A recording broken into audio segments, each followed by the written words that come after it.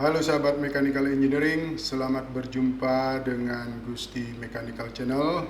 Channel ini sifatnya hanya sharing saja yang memuat materi dasar tentang Mechanical Engineering yang nantinya sahabat akan dapatkan di bangku kuliah. Harapannya semoga channel ini bermanfaat untuk para sahabat semua.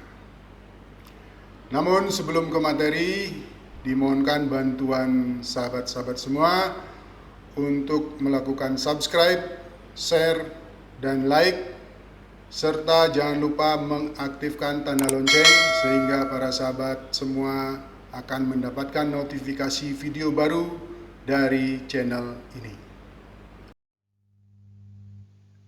Mari kita lanjutkan pembahasan tentang kertas gambar. Pada slide atau video bagian 2 ini kita akan lanjutkan pembahasannya itu mengenai garis tepi dari kertas gambar tersebut. Nah, pada gambar kita bisa melihat bahwa kertas gambar orientasi yang pertama adalah orientasi landscape. Dan yang kedua adalah orientasinya orientasi portrait. Nah, garis merah di sini itu adalah pinggir dari kertas gambar saudara yang merah. Nah, kemudian garis yang hitam ini adalah garis tepinya. Garis tepinya. Nah, seberapa besar jarak garis tepi tersebut yang diukur dari pinggir kertas. Nah, ini di sini disimbolkan oleh huruf C.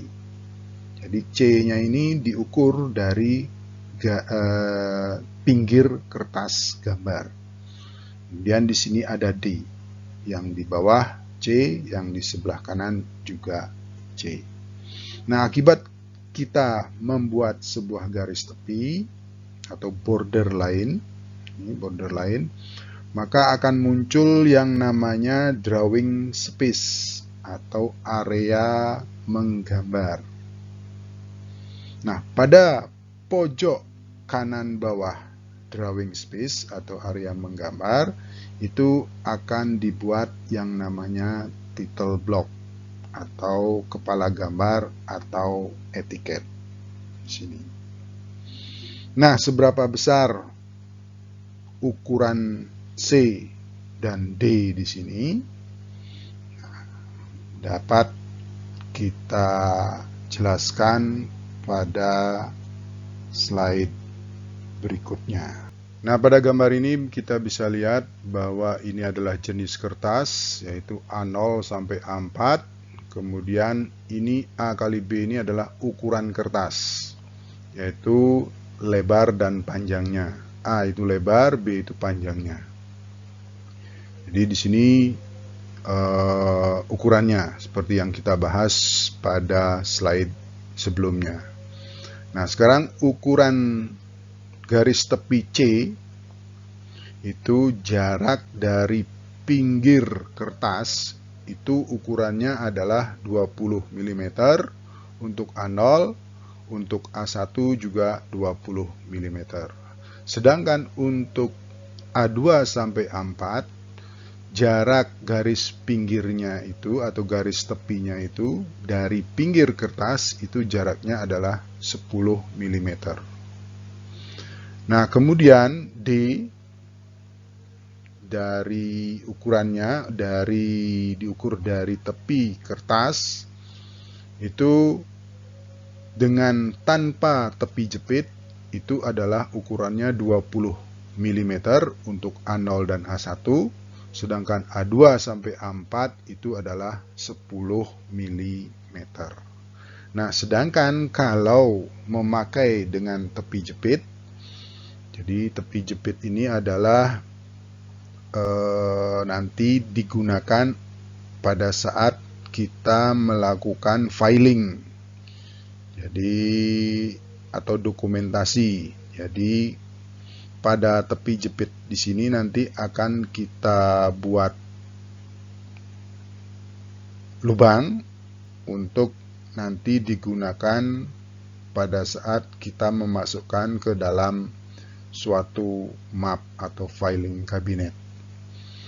Jadi itu ya, atau opener, masukkan dalam sebuah opener. Jadi itu yang dimaksud dengan tepi jepit. Nah, dengan tepi jepit semua ukuran D-nya itu yang diukur dari tepi kertas itu adalah 25 mm. Ini adalah penampakan sebuah kertas gambar yang lengkap yang sudah siap digunakan untuk membuat sebuah gambar kerja. Nah, selain garis tepi dan title block di sini, kita juga melihat di sini ada yang namanya centering mark. Itu berupa sebuah garis pendek yang diletakkan di tengah-tengah pada garis tepi bagian atas, pada bagian bawah, pada bagian samping kanan dan samping kiri. Makanya disebut dengan centering mark karena dia posisinya di tengah-tengah.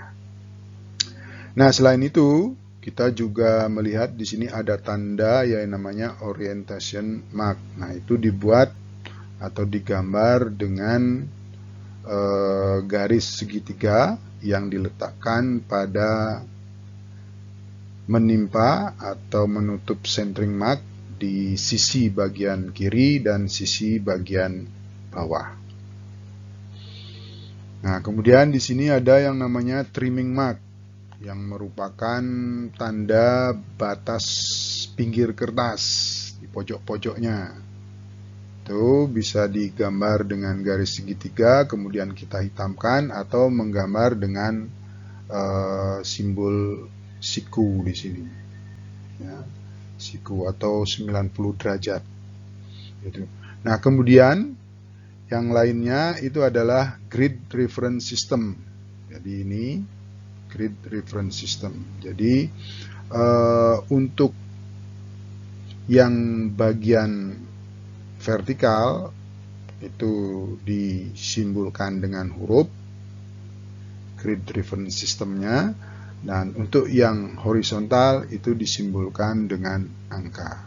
Nah, akibat adanya grid reference system di sini itu akan muncul yang namanya zona-zona. Nah, ini disebut dengan zona A1, zona A2, zona A3 dan seterusnya. Jadi itu gunanya itu seperti koordinat. Jadi gambar kita itu nanti berada di koordinat berapa. Atau gambar pandangan samping itu berada di koordinat berapa.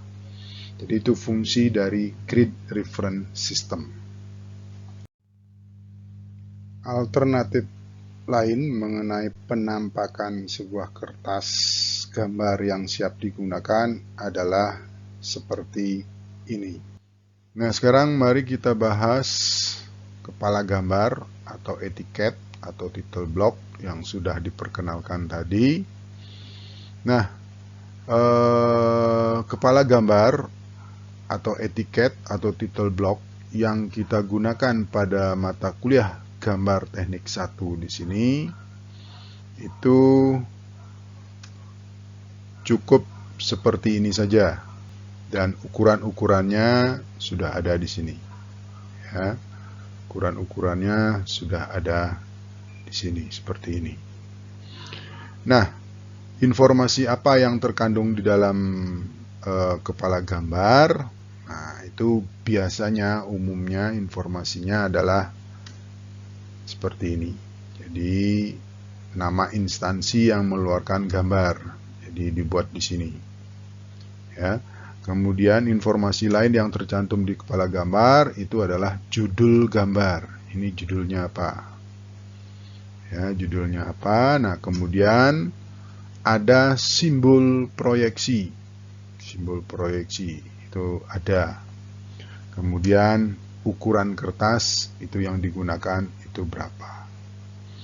Nah, informasi-informasi lain seperti di sini ada skalanya.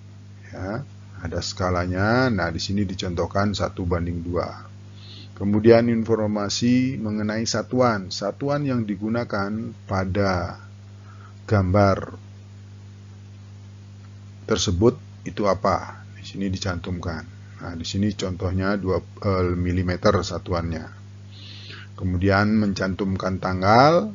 Nah, kemudian di sini digambar oleh siapa? Ya. Kalau di perusahaan tentu digambar oleh juru gambarnya.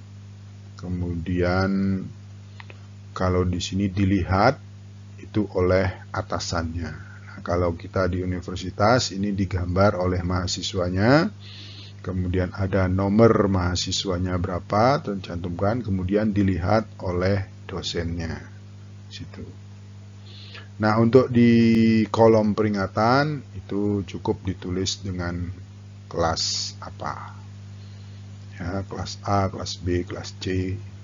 Nah, untuk yang ini, yang angka 100 ini adalah bisa diisi dengan tugas keberapa. Tugas ke-1, tugas ke-2, tugas ke-3, dan selanjutnya. Nah, itu mengenai kepala gambar, etiket atau title block, dan informasi yang biasanya ada di etiket tersebut. Nah, perlu diingat bahwa masing-masing perusahaan tentu mempunyai etiket atau kepala gambar atau title block masing-masing, ya, disesuaikan. Tetapi informasi yang terkandung di dalam etiket atau kepala gambar itu pasti akan sama.